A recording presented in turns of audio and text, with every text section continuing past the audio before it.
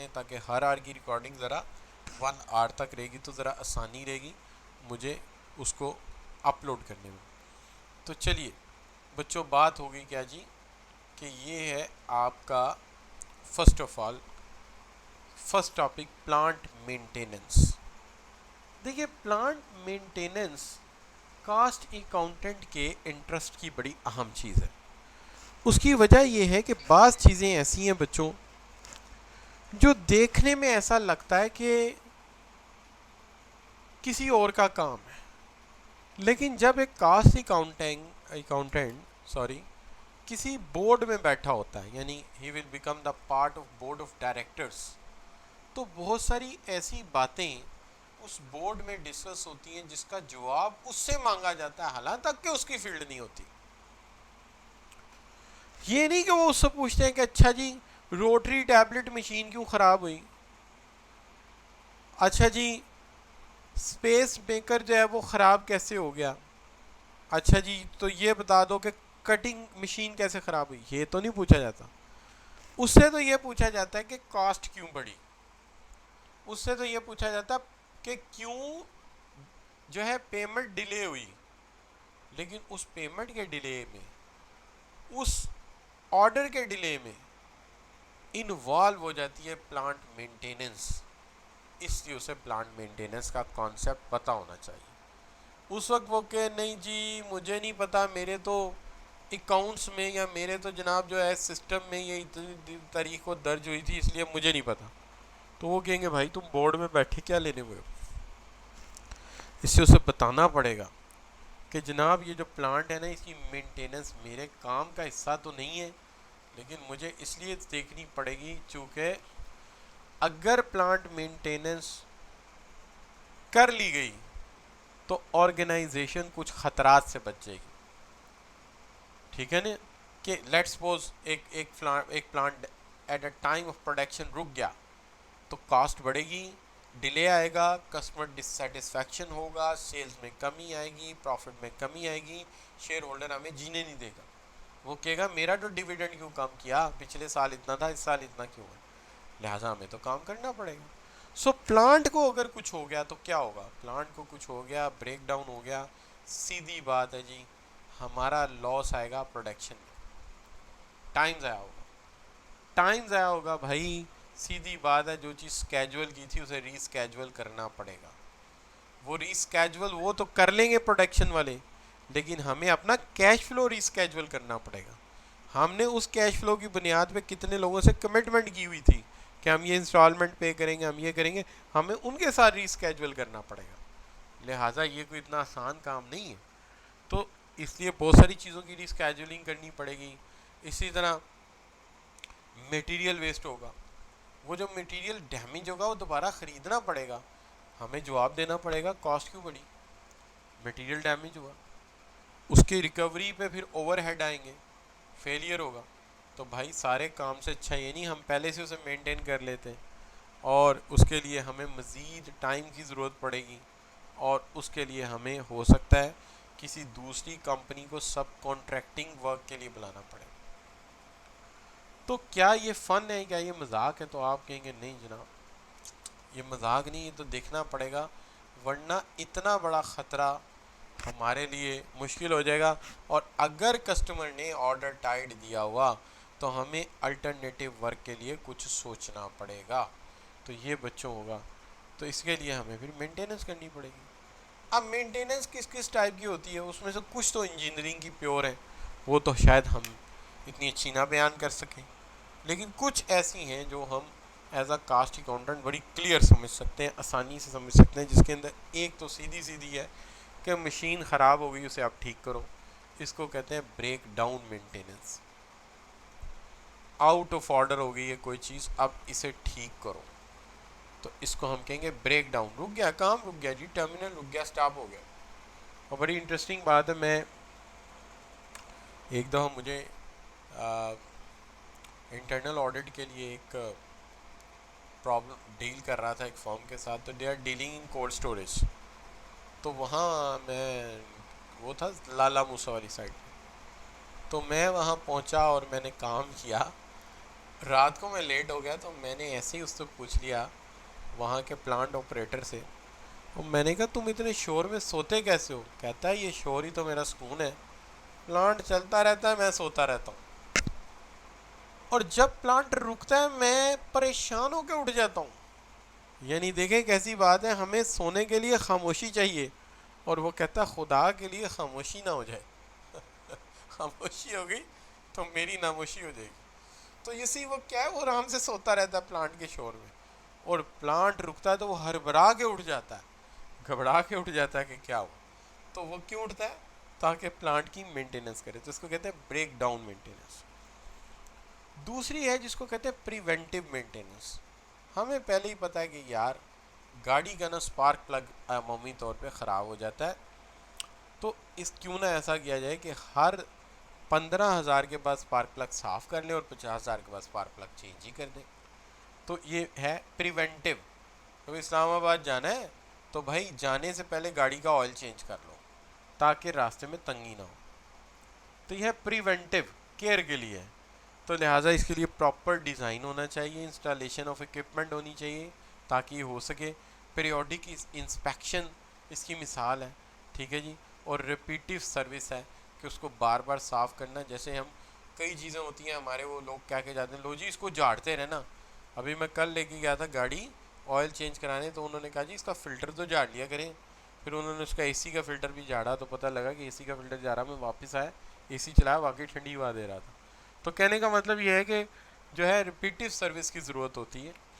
और फिर बच्चों लुब्रिकेंट जिसकी मैंने कल मिसाल दी, क्लीनिंग, पेंटिंग, बिल्डिंग की ज़रूरत होती है। तो ये है जो प्रिवेंटिव है। अब एक होता है प्रिडिक्टिव। प्रिडिक्टिव ये होता है कि जैसे पहले से प्रिडिक्ट कर दिया गया है कि ये बात बड़ी क्रिटिकल है, ये बात बहुत ज़्यादा क्रिटिकल है, तो मुबशिर साहब इसका बड़ा ख़ास ख्याल रखना। जैसे वो मेरा सोलर सिस्टम जो है घर का, जो वो होता है ना सूरज से रोशनी, सूरज से हम बिजली बनाते हैं, सोलर सिस्टम। तो जो सोलर सिस्टम इंस्टॉल करने आया वो इंजीनियर है उधर का, PCSIR का। तो वो मुझे कहने लगा कि बशीर साहब इसका जो है ना, ये जहाँ से ये हवा लेता है, एयर लेता है, यहाँ दो फिल्टर हैं, एक लेफ़्ट एज पे और एक राइट एज पे, इसको आपने झाड़ते रहना है। तो ये क्या है, ये प्रिडिक्टिव है कि जितनी दफ़ा भी उसने हीटअप होते देखा है सिस्टम को, उसने देखा है कि ये चीज़ ख़राब होती है तो गड़बड़ होती है। तो ये प्रिडिक्टिव है कि मैंने प्रिडिक्ट कर लिया। या जैसे वो मेरे एक मैकेनिक है यहाँ पे, मैं उनका अक्सर शुगर लगाता हूँ, वो होता है ना डॉक्टर का स्टेटिस्कोप, वो डॉक्टर का स्टेटिस्कोप लगा के इंजन को चेक करते हैं मेरी गाड़ी। और मेरे पास एक पुरानी मेहरान है, तो उसको लगा के ना चला के स्टेटिस्कोप से कहते हैं इसके अंदर का फलां बेरिंग ख़राब हो गया इंजन का। तो मैंने कहा अब क्या होगा? कहता है अब आवाज़ आएगी। मैंने कहा आने दो।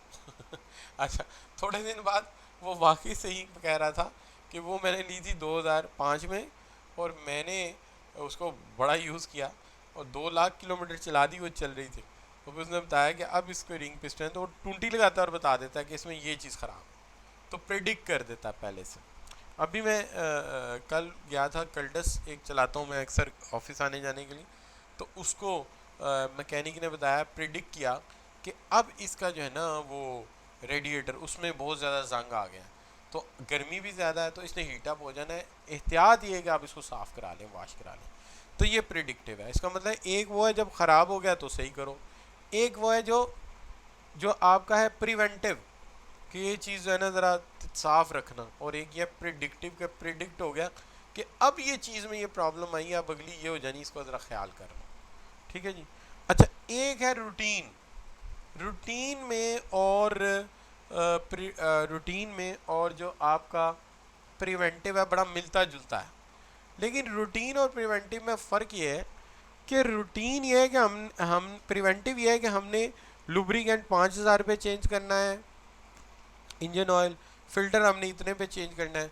और रूटीन का ताल्लुक ज़्यादातर टाइम के साथ होता है, काम एक जैसा ही है कि जी रोज़ाना मैकेनिक ने आना है, आके सबसे पहले उसकी ड्यूटी ये है कि सारे चेन कवर के ऊपर से लुब्रिकेंट हटाओ, ऐसा ना हो किसी का हाथ स्लिप हो के मशीन की गरारी में चला जाए, तो सारों से हटा दो।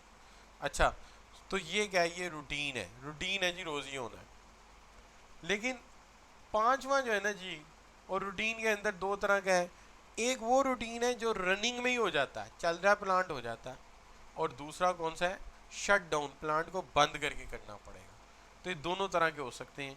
और एक प्लान्ड मेंटेनेंस होती है। प्लान्ड मेंटेनेंस जो है वो इंजीनियर ही हमें प्लान करके देता है कि ये इक्विपमेंट इतने साल बाद इसके अंदर ये काम होगा, इतने साल बाद इसका प्लान ये है, तो वो खुद ही बता देता है कि ये इसकी एक्सपायरी डेट है, इसके ऊपर इसका ये टेम्पलेट हट जाएगा और ये वाला आ जाएगा। अब इसके अंदर कोई चीज़ कम ज़्यादा है तो चूँकि वो इंजीनियरिंग का मामला है तो आप ये कह सकते हैं हाँ यार चूँकि सर इंजीनियर नहीं है तो हो सकता है कि यहाँ पे सर थोड़ा कंप्रोमाइज़ कर गए हूँ, लेकिन अपनी तरफ से मैंने ट्राई पूरी की है कि आपको पूरी बात समझा सकूँ। अब ये समझ आई है तो जी लिख कर एंटर कर दें, और नहीं भी आई तो जी नहीं फिर भी जी लिख कर एंटर करें। तो ये बच्चों हम बात कर रहे थे क्या, जो आपका मेंटेनेंस का मसला है। अब जो अगला मसला है ना वो मेरा इंजॉयबल फील्ड है। वो क्यों? उसकी वजह ये है कि मैं बेसिकली अगर आप पूछेंगे, अच्छा मैं अपना इंट्रोडक्शन एंड पे दूंगा आज आप लोगों को, ये भी एक अजीब रूटीन है कि आज मैंने इंट्रोडक्शन एंड पे रखा था। अच्छा तो बच्चों बात ये है कि अगला जो मेरा काम है ना, that is too simple for me. वो क्या है जी? अगला मेरा काम है जी operational efficiency. Operational performance management कब करेंगे? मैं 1 मिनट बेटे आपको बताता हूँ कि परफॉर्मेंस मैनेजमेंट हम कब करेंगे। एक तो ये है कि अगर आप सबको लगता है कि परफॉर्मेंस मैनेजमेंट में आप बहुत वीक हैं और कोई मसला है तो जल्दी कर लेंगे, वरना जो मेरा अपना प्लान है मैं आपको बता देता हूँ। मेरा अपना प्लान जो था वो ये था कि जो परफॉर्मेंस मैनेजमेंट है उसको मैं आपको लास्ट डे कराऊंगा, 4th डे, ठीक है। चूँकि कल का मेरा जो प्लान है वो टोटल क्वालिटी मैनेजमेंट का है, ठीक है जी, और वो भी इम्पोर्टेंट टॉपिक है, और थोड़ा सा एचआर का सेक्शन। उसके बाद अगला दिन मेरा एचआर, मार्केटिंग और मार्केटिंग प्रोसेस तीनों को कवर करेगा, और उसके बाद मैं बात करूंगा आपके साथ परफॉर्मेंस अप्रेजल और बाकी इश्यूज़ के ऊपर, ठीक है जी। तो जो मेरा चौथा दिन होगा ना, या 4th डे होगा मेरी वर्कशॉप का, उस दिन मैं आप लोगों से इसके ऊपर बात करूंगा। ठीक होगी बात? अच्छा ठीक होगी बात, थैंक यू बेटा, थैंक यू। अच्छा अब बच्चों बात क्या करते हैं, बात करते हैं ऑपरेशनल एफिशिएंसी पे। तो आप कहेंगे सर ऑपरेशनल एफिशिएंसी जो है आपको क्यों? उसकी वजह ये है कि मैं एक इकोनॉमिस्ट भी हूँ, यानी I have done MS in economics as well, I have done MS in economics. तो मेरा ये बड़ा इम्पॉर्टेंट एरिया है ऑपरेशनल एफिशिएंसी। देखिए बच्चों दुनिया में ना 2 चीज़ें होती हैं। दुनिया में एक चीज़ होती है रिस्पॉन्स और एक चीज़ होती है एफिशिएंसी। ये दोनों बड़े अहम कॉन्सेप्ट हैं और इनका ताल्लुक जाके जुड़ता है सप्लाई चेन के साथ या वैल्यू चेन के साथ। बात ये होती है कि दुनिया का कोई भी प्रोडक्ट इंट्रोड्यूस कराओगे ना आप, तो कस्टमर को मनाना पड़ेगा कि तुम जो पहले प्रोडक्ट यूज़ कर रहे हो उसकी निस्बत ये बेहतर है। और आपको पता है कि किसी बंदे को जो पहले से एक चीज़ यूज़ कर रहा है, कॉफ़ी यूज़ कर रहा है, चाय यूज़ कर रहा है, लुब्रिकेंट गाड़ी का यूज़ कर रहा है, कोई कॉस्मेटिक यूज़ कर रहा है, बड़ी मुश्किल है कि उसको आप अपनी बात मना लें। लेकिन फ़र्ज़ कीजिए कि आपने मना ली, बड़ी अच्छी एडवर्टाइजिंग कैंपेन की और प्रॉस्पेक्टिव कस्टमर को मना लिया कि तुम ये चीज़ डिमांड करो। वो जाएगा रिटेलर के पास, उससे जाके कहेगा कि ये चीज़ मुझे चाहिए। बताइए अगर तो उसे मिल गई तो वो ट्राई करेगा, और अगर सेलर ने कह दिया तो अवेलेबल नहीं तो क्या करेगा? शाबाश, वापस चला जाएगा। अच्छा अगर वापस चला गया तो फिर कभी दोबारा ट्राई करेगा? बताइए क्या ख्याल है, क्या वो दोबारा ट्राई करेगा? क्यों जी? शहबाज, मलिक मुदस्सिर, कमेंट्स में लिख दो क्या हाल है, ठीक है ना? नहीं, तो बड़ा मुश्किल है। लिहाजा यहाँ हमें रिस्पॉन्स चाहिए। हमारा प्रोडक्ट वहां पड़ा होना चाहिए। अच्छा, तो बच्चों रिस्पॉन्स देने के लिए कॉस्ट ज़्यादा बेयर करनी पड़ेगी। रिस्पॉन्स देने की कॉस्ट ज़्यादा बेयर करनी पड़ेगी। मतलब क्या हुआ? मतलब यह है कि we have to bear a high cost, हमें बहुत ज़्यादा कॉस्ट बर्दाश्त करनी पड़ेगी। हो सकता है जो चीज़ हम बाय सी भेज सकते थे वो हमें बाय एयर भेजनी पड़े, क्योंकि कस्टमर को वो चीज़ जो है वो हर सूरत मिलनी चाहिए, क्योंकि यहाँ पे हमें रिस्पॉन्स को इंश्योर करना है कि हमें कस्टमर को क्विक रिस्पॉन्स देना। लेकिन जैसे जैसे प्रोडक्ट की एक डिमांड सेट हो जाएगी, हमारे पास डेटा इकट्ठा होना शुरू हो जाएगा। उस डेटे की मदद से हम चीज़ों को प्रिडिक्ट कर लेंगे, और प्रिडिक्ट करके हम प्लान कर लेंगे। जैसे फार्मास्यूटिकल कंपनीज एलर्जिक मेडिसिन बरसात से पहले ज़्यादा प्रोड्यूस करती हैं, skin allergy, dust allergy, pollen allergy, pollen season से पहले ज़्यादा प्रोड्यूस करते हैं। क्यों? उनके पास डेटा होता है कि ये चीज़ की जो डिमांड है वो पॉलन सीजन में ऊपर जाएगी। इस चीज़ की डिमांड या स्टमक के लिए एंटीबायोटिक्स की डिमांड जो है वो बारिशों के सीज़न में, रेनी सीज़न में ज़्यादा होगी, तो वो उसके मुताबिक उसकी प्रोडक्शन पहले से प्लान कर लेते हैं और प्लान करके मार्केट में पहुंचा देते हैं। इसलिए वो कॉस्ट इफ़ेक्टिव हो जाते हैं। इससे वो कॉस्ट इफ़ेक्टिव हो जाते हैं। कॉस्ट इफ़ेक्टिव होने का मतलब ही ऑपरेशनल एफिशिएंसी है कि आप कितनी जल्दी डिमांड को असेस करके ये बात समझ जाते हैं। जितनी जल्दी आप समझ जाएंगे उतना बेस्ट आप जो है वो असेस कर सकेंगे इन्वायरमेंट को, उतना बेस्ट आप रिजल्ट दे सकेंगे, उतना कास्ट को मिनिमाइज कर सकेंगे। इसका मतलब ये हुआ कि अगर आप बच्चों ने प्रोडक्ट लाइफ साइकिल पढ़ा है तो यकीनी तौर पे उन्हें ये पता होना चाहिए कि किसी भी प्रोडक्ट के शुरू के लाइफ के स्पैन में जो है हमेशा कॉस्ट ज़्यादा होती है और प्रॉफिट कम होता है।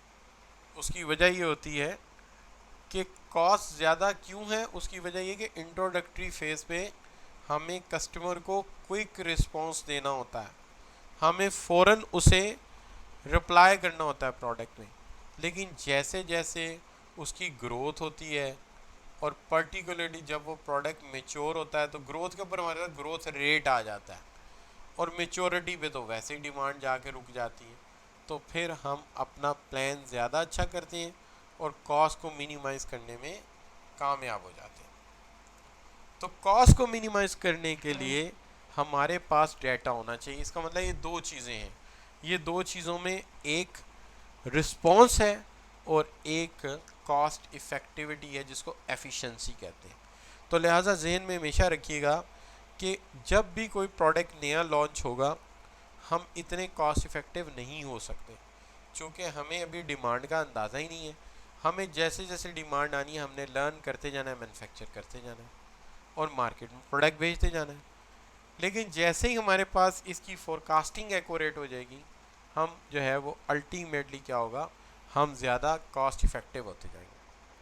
लिहाजा उसके मुताबिक फिर कैपेसिटी मैनेजमेंट होगी। Capacity management refers to act of ensuring business maximize its potential activities and production output at all time under all condition, के हर कंडीशन के अंदर जो प्रोडक्शन है उसको हम मैक्सिमाइज कर सकते हैं और कैपेसिटी को मैक्सिमम लेवल पे जाके मैनेज कर सकते हैं। This is what we are asking.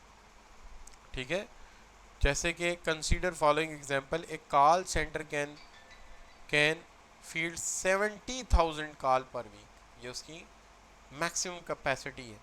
एक cafe brew 80 cup of coffee per day, an automatic production line can assemble 250 trucks per month. ये वो लेवल जहाँ पे उसकी कॉस्ट मिनिमाइज हो जाती है। इससे ज़्यादा जाएंगे तो भी कॉस्ट बढ़ जाएगी, इससे कम रहेंगे तो भी कॉस्ट बढ़ जाएगी।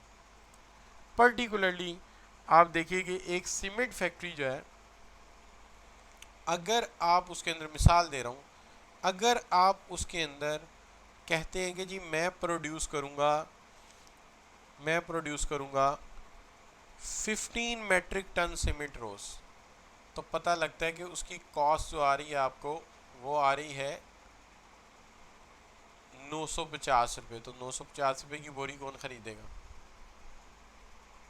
950 की तो कोई पैक नहीं खरीदेगा सीमेंट का। लेकिन आप इसी प्रोडक्शन को उठा के 50 मेट्रिक टन पे ले जाते हैं तो इसकी कॉस्ट 350 रुपये आ रही है पर पैक।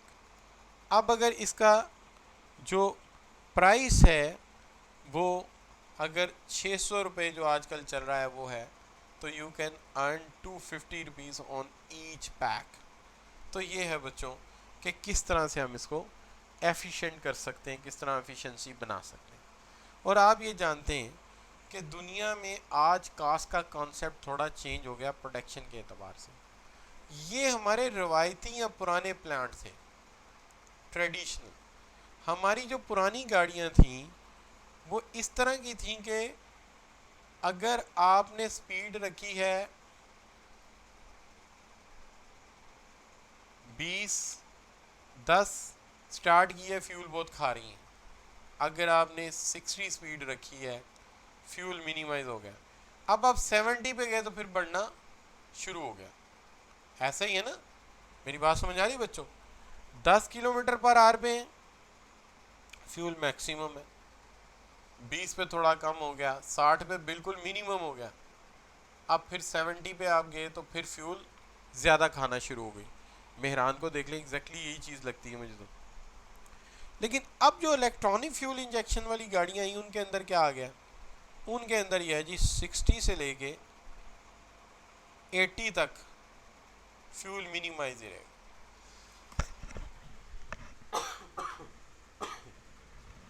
फ्यूल जो है वो मिनिमाइज ही रहेगा, ठीक है जी।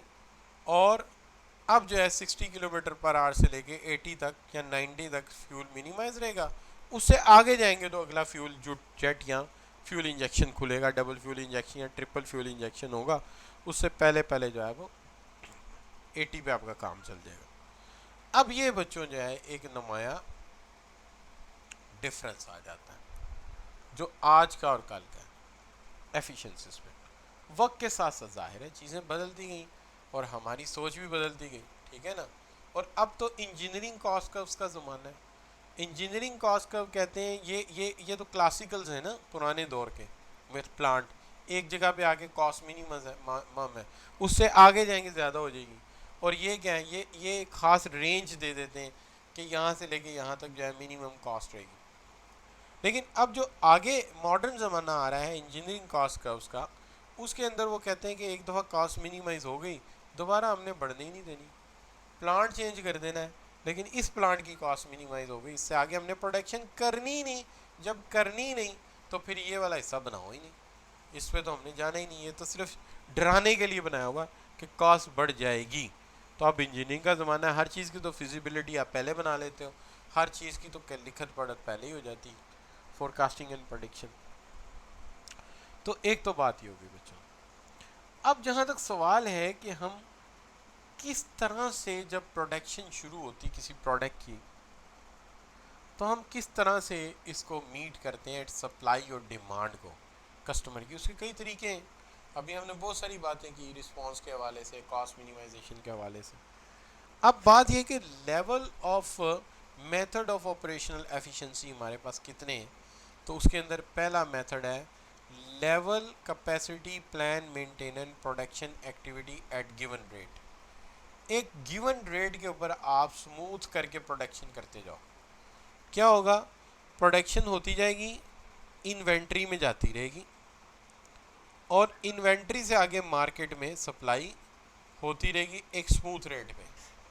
कि अगर फ़र्ज़ करें एक ख़ास स्पीड के ऊपर कि जी हर वीक जो है वो 1 लाख यूनिट्स मार्केट जाने हैं, तो तुम इतनी स्पीड रखो कि 1 लाख यूनिट जब मार्केट निकलें तो इतना स्टॉक यहाँ पे होना चाहिए जो आपने तय किया हुआ। वो 2 लाख है, 2.5 लाख है, तो उस एक स्मूथ गिवन रेट के ऊपर तुम प्रोडक्शन करते रहो। ये एक तरीका है। लेकिन जब हम कोई प्रोडक्ट नया बनाते हैं तो फिर हम चेस स्ट्रेटेजी फॉलो करते हैं। चेस स्ट्रेटेजी ये होती है कि जैसे जैसे डिमांड स्विच ऑन होती है, चेंज होती है, हम उसके साथ साथ प्रोडक्शन को चेंज करते रहते हैं। ये सबसे महंगा तरीका है, लेकिन मसला ये है कि हम क्या करें, हमें बैलेंस करना होता है कस्टमर डिमांड को और प्रोडक्शन को, कि प्रोडक्शन या सप्लाई उतनी रहे जितनी डिमांड है। तो इसकी एसेंशियल है। तो हम क्या करने की कोशिश करते हैं, we will try our level best to chase the demand and match the production with demand, कि हम प्रोडक्शन को डिमांड के साथ मैच करने की कोशिश करते हैं, हर सूरत कोशिश करते हैं कि हमारी प्रोडक्शन जो है वो डिमांड के साथ मैच हो जाए। क्लियर जी? अच्छा, अब दूसरी चीज़ जो है वो हो सकती है कि आप क्या करें, शाबाश, you will do the demand management planning aims the stabilising demand, कि जब आप डिमांड को स्टेबलाइज कर लेते हैं तो वहाँ पे आप फिर डिमांड मैनेजमेंट प्लानिंग कर लेते हैं। अब डाटा जब आ जाता है, आप प्रोडक्ट की अगली स्टेज पे चले जाते हैं, तब ये हो सकता है कि आप पास डाटा आ गया, अब आप डिमांड मैनेजमेंट प्लानिंग कर सकें, कि जैसे डिमांड बढ़ रही है वैसे वैसे आप प्लानिंग करके प्रोडक्शन को बढ़ाते जा रहे हैं। तो इट इज़ फिजिबल, ये हो सकता है। तो ये बच्चों हम बात कर रहे थे कि जो इम्पॉर्टेंट चीज़ें अभी तक हमने बात की मेथड ऑफ ऑपरेशनल एफिशिएंसी के ऊपर। अब जो आखिरी चीज़ मैं डिस्कस करने जा रहा हूँ आज की, ज़रा आखिर में मैं अपने आप को इंट्रोड्यूस भी करा दूंगा, लेकिन जो आखिरी चीज़ आपके साथ डिस्कस करने जा रहा हूँ वो मैं बात करने जा रहा हूँ बिल्कुल जहाँ ये टॉपिक क्लोज हो जाएगा। और वो एक बात है जो इससे पहले मैं डिस्कस कर चुका हूँ कि दुनिया में मैन्युफैक्चरिंग में काम हुआ कि क्यों ना ऐसा हो कि ये डिफ़िकल्ट प्लानिंग है इसका काम मशीन के ज़िम्मे लगा दें या किसी सॉफ्टवेयर सिस्टम के ज़िम्मे लगा दें। तो जो सबसे पहला सिस्टम हमारे सामने आया उसको हम कहते हैं manufacturing resource planning. Manufacturing resource planning में हमने ये प्लान किया कि ऐसा क्यों ना करें कि एक सिस्टम कंप्यूटराइज सिस्टम हो जो रॉ मटेरियल की रिक्वायरमेंट को भी मैनेज कर ले, वर्किंग प्रोग्रेस को भी मैनेज कर ले और फिनिश आइटम्स को भी मैनेज कर ले। तो आपके जहन में आएगा सर ये कैसे हो सकता है। अभी मैं इससे आगे नहीं जाता, पहले इसी पे बात कर लेते हैं कि ये कैसे हो सकता है। देखिए क्वाइट पॉसिबल है, ये बड़ा आसान है कि हमारे पास एक ऐसा निज़ाम हो जिसके ऊपर जितने भी कस्टमर्स हैं वो ऑर्डर भेज देते हों हमारे डिस्ट्रीब्यूटर को। तो कस्टमर ने ऑर्डर भेज दिए डिस्ट्रीब्यूटर को और डिस्ट्रीब्यूटर जो है वो पहले से ही अटैच है हमारे अंदर के सिस्टम के साथ, वो पहले से ही अटैच है हमारे अंदर के सिस्टम के साथ। अब वो चूंकि हमारे अंदर के सिस्टम के साथ अटैच है तो उसने ये ऑर्डर हमारे सिस्टम में डाल दिए जितने भी आए। हमारे पास एक मेन फ्रेम कंप्यूटर लगा हुआ है जिस पे हमने ये सारे ऑर्डर रिसीव कर लिए। ज़ाहिर है ये आम कंप्यूटर हम यहाँ लगा भी नहीं सकते थे, उसकी वजह ये है कि ATMs वगैरह और इन चीज़ों को मैनेज करने के लिए बड़े कंप्यूटर की ज़रूरत पड़ती है। तो ये ऑर्डर यहाँ आ गए। अब इस सिस्टम ने इस ऑर्डर को एक तरफ तो कैलकुलेशन करके रिपोर्ट कर दिया सप्लायर को कि जनाब इतने ऑर्डर आ गए हैं और आप जल्दी से ये वाले कंपोनेंट इस डेट तक हमारे प्लांट को पहुंचा दें। ठीक है जी। और प्लांट को मैनेज करने के साथ साथ इसने वर्क स्केड्यूल भी बना दिया और वर्क स्केड्यूल बना के पहले ही वर्कर्स को भी कंप्यूटराइज तरीके से ईमेल कर दी या उनको शिफ्ट इंचार्ज को मेल कर दी कि इतने आवर्स के लिए ये वर्कर यहाँ पर होंगे। तो जितने गाड़ियों के ऑर्डर ज़्यादा आए उसने उतना एक्सीलेटर ज़्यादा दबा दिया। मैं रिपीट करता हूँ, जितने कार के ऑर्डर ज़्यादा है डिस्ट्रीब्यूटर के पास, डिस्ट्रीब्यूटर ने वो ऑर्डर सिस्टम को दे दिए, सिस्टम ने वो ऑर्डर सप्लायर को भेज दिए, और सप्लायर ने वो मटेरियल प्लांट को भेज दिया, और इधर से वर्कफोर्स को वो रिपोर्ट चली गई, उतने वर्कर भी आ गए, प्लांट उतने आवर्स ज़्यादा चला, जितने आवर्स ज़्यादा चला मैन्युफैक्चरिंग होके उतनी ज़्यादा चीज़ें आके इन्वेंट्री में जमा हो गई, जहाँ से डिस्ट्रीब्यूटर को वो डिलीवर हो जाए। ये सारे के सारे निज़ाम में किसी किस्म की मैनुअल प्लानिंग नहीं हुई। हाँ ये है कि बनते वक्त सिस्टम का डिज़ाइन हुआ, सिस्टम का प्रोसीजर समझा गया, सोचने का तरीकाकार समझा गया, और उसके मुताबिक ये काम हुआ। जी बच्चों, ये बात समझ आई मैन्युफैक्चरिंग रिसोर्स प्लानिंग काम कैसे कर रहा है?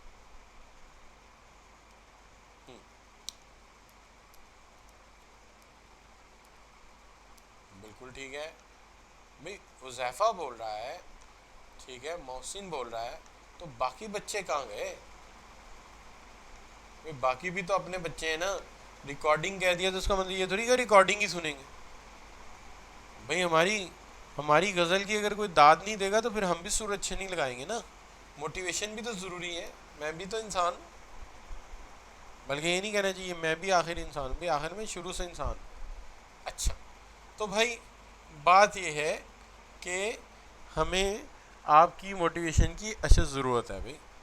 अच्छा बच्चों, अब बात शुरू करते हैं क्या जी, कि हम ये बात देखने में कितनी कॉम्प्लिकेटेड लग रही थी। वो जी कस्टमर ऑर्डर करेगा, डिस्ट्रीब्यूटर के पास जाएगा, सिस्टम में ऑर्डर आएगा, सिस्टम ऑर्डर सप्लायर को भेज देगा, सप्लायर माल लेके आ जाए। वो भाई ये रोज़ होता है हमारे सामने। चलिए मैं बताता हूँ कहाँ होता है। आप दवाई लेने जाते हैं महमूद मेडिकोस पे, या एक और है क्लिनिक्स पे जाते हैं। अच्छा, क्लिनिक्स पे हम दवाई लेने जाते हैं, क्या होता है जी, आप क्लिनिक्स पे जब दवाई लेने जाते हो तो वो आपकी दवाई आपको पहले ला देते हैं कि पहले कंप्यूटर पे एंटर करते हैं? तो आप कहेंगे नहीं सर, वो जब भी दवाई लेने जाते हैं वो कंप्यूटर पे एंटर करते हैं। कंप्यूटर पे एंटर करके एक छोटी सी चिप प्रिंट करते हैं, ठीक है जी। अच्छा, देखने में वो चिप प्रिंट होती है, लेकिन उन्हें कंप्यूटर से जो मालूमात मिलती है वो क्या मिलती है कि ये दवाई कहाँ पड़ी है, और कंप्यूटर साहब एक सिस्टम में जाके जितनी मेडिसिन बिकी है उसे डिडक्ट करते हैं उसके अंदर से, ठीक है, और स्टॉक की पोजीशन को अपडेट कर देते हैं। दूसरी तरफ वो चिप चली जाती है, वो चिट चली जाती है एक अकाउंट सिस्टम के पास, वहाँ से इसका सारे का सारा हिसाब बनता है कि आज कितनी सेल हुई। मालिक साहब या जो इसके ऑनर है या जो इसके शेयर स्टेक होल्डर है मेन, या इसके जो स्पॉन्सर है, वो 12 बजे आ जाएँ, 1 बजे आ जाएँ, जब चाहें हम एक बटन दबा कर उन्हें बताएंगे आज इतने की मेडिसिन बिकी है और इतना आपका मुनाफा हुआ, ठीक है जी, इतना आपका प्रॉफिट हुआ है। उसी वक्त उन्हें पता चल जाएगा, ये तो एक बेनिफिट हुआ। अब जब ये स्टॉक माइनस करते हैं तो जैसे स्टॉक क्रिटिकल होता है, सिस्टम खुद ही सप्लायर को इंटीमेट कर देता है। सप्लायर की लिस्ट दी होती है सिस्टम को, सप्लायर को लिस्ट दी होती है कि वो वेरीफाई कर ले कहाँ कहाँ से येस है, कहाँ कहाँ से नो है। वो खुद ही सिस्टम में जाके उसको अपडेट करके सप्लायर को लिस्ट भेज देता है जी ये मेडिसिन हमारे क्रिटिकल स्टॉक में है। सुबह जब स्टोर खुलता है या शाम को जाने लगते हैं तो वैन आई होती है, उन्हें खुद भी नहीं पता होता ऑर्डर कब गया, कौन किसने मेडिसिन भेजी, वो मेडिसिन पहले ही आई होती। क्यों? जब आप एंटर करते हो वो आपके क्रिटिकल स्टॉक में से स्टॉक में से उतनी इन्वेंट्री माइनस करता रहता है, दूसरी तरफ कैश बनाता रहता है। तीसरी तरफ वो क्या करता है कि कस्टमर को और आपके सप्लायर को एक लिस्ट भेज देता है कि ये मेडिसिन ख़त्म हो गई हैं, जितनी जल्दी हो सके हमें भेज दो। वो लेके आ जाते हैं। लड़कों ने क्या करना है, वो सब जब सप्लाई आनी फिज़िकली जाके उसको शेल्फों में लगा देनी है। तो ये तो रोज़ का काम है, इसको भी आप मैन्युफैक्चरिंग रिसोर्स प्लानिंग कह सकते हैं, ठीक है जी। आल दो कि ये है सिर्फ बाइंग सेलिंग है, लेकिन बहरहाल मैन्युफैक्चरिंग से तो रिलेट कर रहा है। पीछे जो कस्टमर है उसका निज़ाम भी तो आपके, जो सप्लायर है उसका निज़ाम भी तो आपसे जुड़ा हुआ है, और वो उसकी मदद से प्रोडक्शन कर रहा है। ये रोज़ का काम। तो इसने क्या किया, इसने एक काम किया कि सेंट्रलाइज कर दिया, इंटेग्रेट कर दिया है प्रोसेसेस को, इंफॉर्मेशन को। इसने इंफॉर्मेशन को इफ़ेक्टिव कर दिया और डिसीजन मेकिंग को आसान कर दिया हमारे लिए। और इसने हमारी स्केजुलिंग आसान कर दी है। ये हमारी डिज़ाइन इंजीनियरिंग में बड़ा मददगार साबित हुआ है। ठीक है जी, डिज़ाइन इंजीनियरिंग जिसके अंदर हम अपना पूरा प्रोसेस डिज़ाइन कर सकते हैं। और इसने इन्वेंट्री मैनेजमेंट आसान कर दी है। ठीक है जी, और इसने हमारी कॉस्ट को भी कंट्रोल कर दिया है मैन्युफैक्चरिंग की। तो इसने फ़ायदे दे दिए हमें। ठीक होगी जी बात। अब ज़रा इससे आगे चलते हैं। अगर सिर्फ मैन्युफैक्चरिंग मैनेज हो रही है तो ये MRP है, मैन्युफैक्चरिंग रिसोर्स प्लानिंग। लेकिन अगर इसके साथ साथ मैन्युफैक्चरिंग सिर्फ होती तो ये MRP होता, जो कि ये लिखा हुआ है MRP, मैन्युफैक्चरिंग रिसोर्स प्लानिंग। लेकिन जब इसके अंदर ह्यूमन रिसोर्स की भी सेक्टर ऐड हो गया, सिस्टम ऐड हो गया, ह्यूमन रिसोर्स भी इससे मैनेज हो रही है, कस्टमर से रिलेशनशिप और उससे लेटरबाजी भी इसी से हो रही है, और फाइनेंशियली प्लानिंग भी इसी से ही हो रही है, और सप्लाई चेन मैनेजमेंट भी इसी से हो रहा है। तो अब ये ERP ने, ये MRP नहीं है, अब ये ERP बन गया है, इंटरप्राइज रिसोर्स प्लानिंग।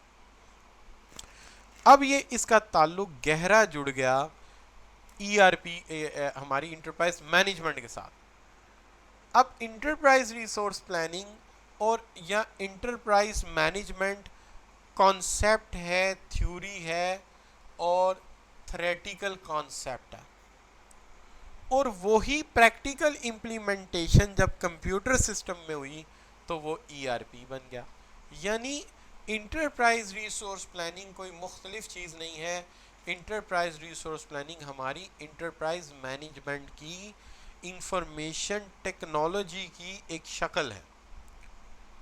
इसलिए हमने बहुत पहले कह दिया था कि आने वाला दौर ये नहीं होगा कि ये कंप्यूटर प्रोग्रामर है, ये IT एक्सपर्ट है। वो जब भी आप IT एक्सपर्ट कहेंगे वो कहेगा तुम किस फील्ड के IT एक्सपर्ट हो। वो कहेगा जी मैं HR का IT एक्सपर्ट हूँ, मैं कास्ट अकाउंटिंग का है, मैं फाइनेंशियल अकाउंटिंग का, मैं ऑडिट प्रोसीजर का। तो हर एक का IT कंसल्टेंट या IT एक्सपर्ट अलग हो जाएगा। जैसे पहले डॉक्टर सिर्फ डॉक्टर था, चेस्ट स्पेशलिस्ट हार्ट भी देख रहा था, लंग्स भी देख रहा था। आज लंग्स पल्मोनोलॉजिस्ट देख रहा है, हार्ट कार्डियोलॉजिस्ट देख रहा है। क्या ख्याल है, is it so or not? तो हमने उस वक्त भी कहा था कि ये अलहदा हो जाएंगे। अब वो प्रोग्रामिंग ख़त्म हो गई, ये प्रोग्रामर है, ये भी कर लेगा वो भी कर लेगा। अब प्रोग्रामर किसी एक फील्ड में स्पेशलिस्ट होगा। बहरहाल, लेकिन सिस्टम इंटेग्रेट हो जाएगा।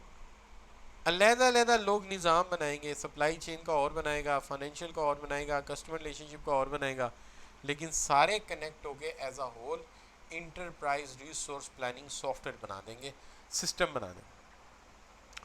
अब इंटरप्राइज रिसोर्स प्लानिंग क्या है, उसकी डेफिनेशन हमने क्या लिखी है। बस डेफिनेशन ही मैं तो डिस्क्राइब करना पसंद करता हूँ, चूँकि MCQs बेस पेपर है, क्या ज़रूरत है हमें क्रैमिंग करने की या लफ्ज़ों को रट्टे लगाने की।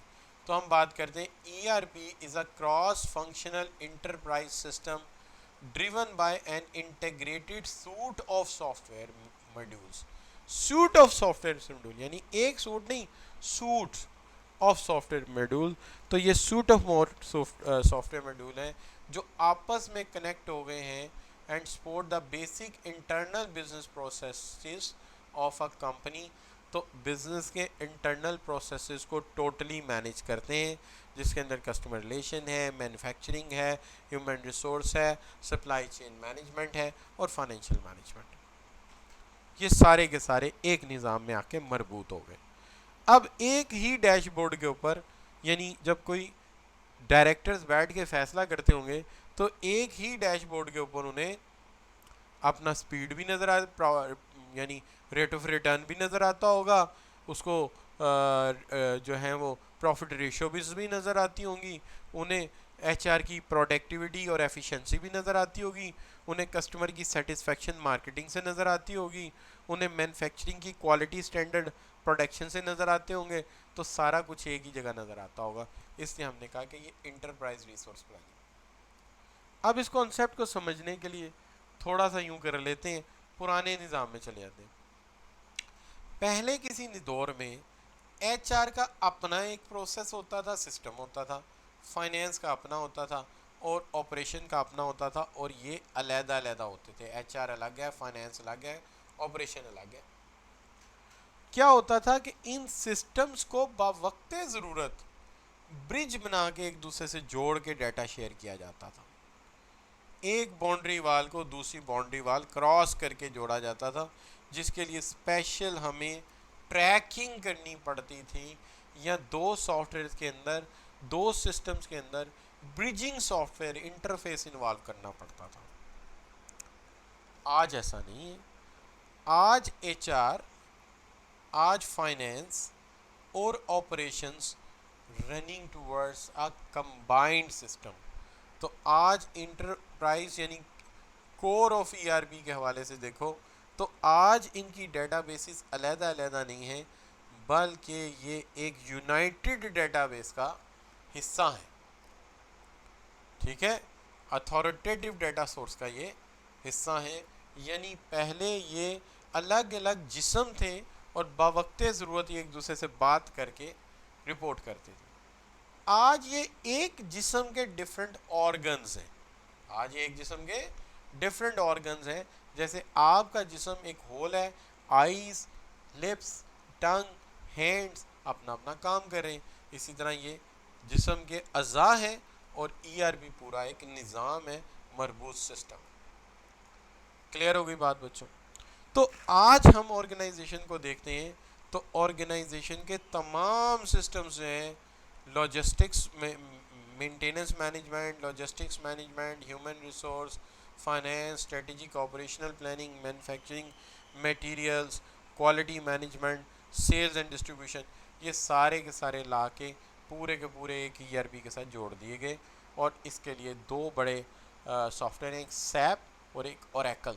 दोनों ने अपने अपने सोल्यूशन पेश किए। कोई हर्ज नहीं कि कल को आप अल्लाह करे क्वालिफाई कर जाते हैं आईसीएमएपी, तो आप ईआरपी में ज़रूर डिप्लोमा करें। मैं आपको सजेस्ट करूँगा। क्यों कि जितनी डिमांड मिडिल ईस्ट में आज अकाउंटेंट की है, सबसे पहला सवाल ये होता है कि can you manage on SAP, कि क्या तुम फाइनेंस को सैप पे मैनेज करोगे या ओरेकल फाइनेंशियल पे मैनेज करोगे, तो दोनों में से किसके लिए करोगे। तो इतना ये चलेगा। तो शहबाज भाई बस 2 मिनट दे दें मुझे, मैं बस वाइंड अप कर रहा हूँ। अब मुझे पता है you are tired little bit, but बस बात को सम अप करते हैं।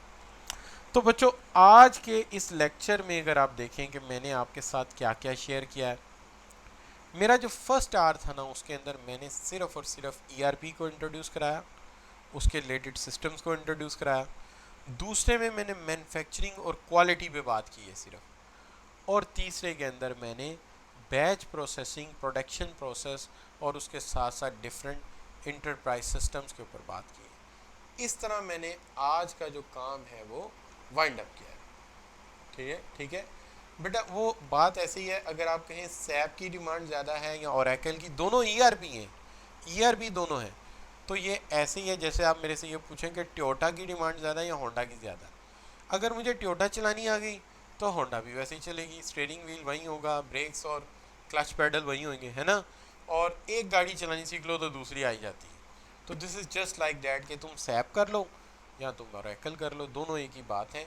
या दोनों में से कोई एक आ गया तो दूसरा खुद ही आ जाएगा। तो ये बच्चों हम बात कर रहे थे इसके ऊपर। तो यहाँ पे आके आज के काम के हवाले से मैं कहता हूँ जी ठीक है, वो तो कर लेते हैं। मैं ज़रा 1 मिनट यार रिकॉर्डिंग रोक दूँ, वरना